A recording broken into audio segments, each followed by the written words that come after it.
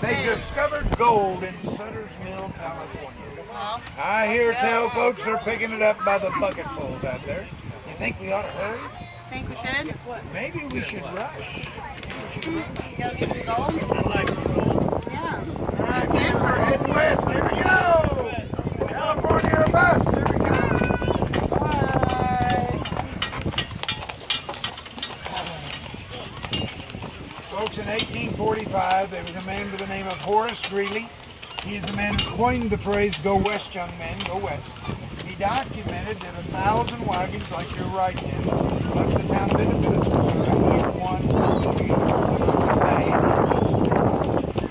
Think about it, 1,000 wagons leaving that town. They had 6 animals per wagon. That meant that 6,000 head of livestock was there. Times 4, certainly hopefully they all had 4 legs.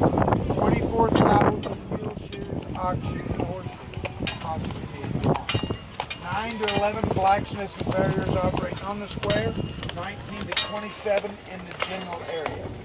It was a busy place. So busy that Independence, Missouri had the first track railroad west of Mississippi.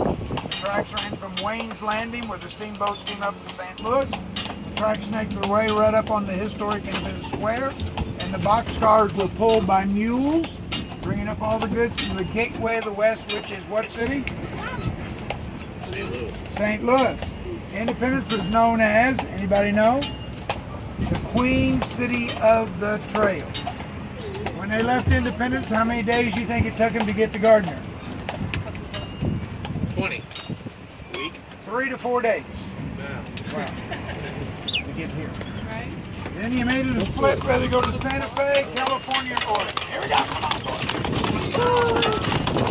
What? This basically 3 to 4 days. And this thing.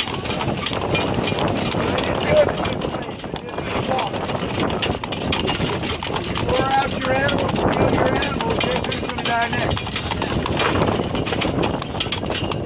It wasn't horses that pull the wagon, oxen and mules. Horses do one thing really well. They sweat a lot. Therefore, they dehydrate themselves too quickly. Will not go as far between watering hole and watering hole. The mule up here is half horse, half donkey. It makes the characteristics of the donkey, the desert animal, the size of the horse, the best of both worlds. These mules can work out here all day long, 95 and 100 degrees, and barely break a sweat. You ever seen a horse working in temperatures like this? You stop and there's puddles underneath them.